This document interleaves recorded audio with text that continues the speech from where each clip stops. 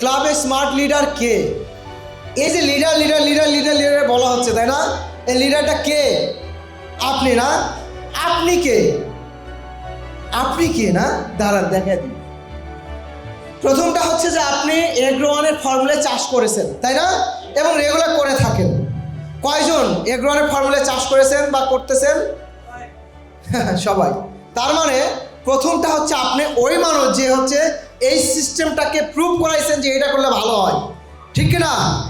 তাহলে এই প্রুভ করার পরে আপনার ফসলের চাষাবাদের দক্ষ অভিজ্ঞতা, এই ফর্মেটে চাষ করেছেন, আপনার পাশের চাইতে খারাপ হয়েছে এরকম কেউ আছে নাকি? আপনার পাশে সাধারণ কৃষক তার চেয়ে খারাপ হয়েছে?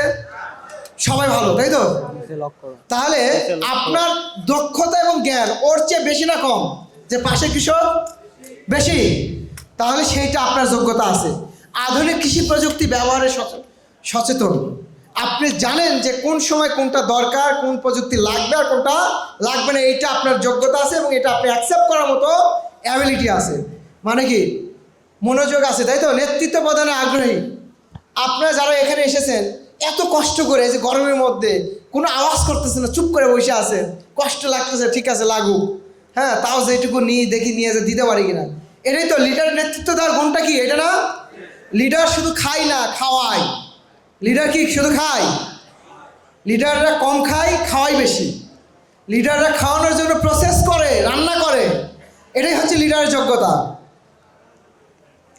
কৃষকদের দুঃসময়ের পাশে থাকে কে?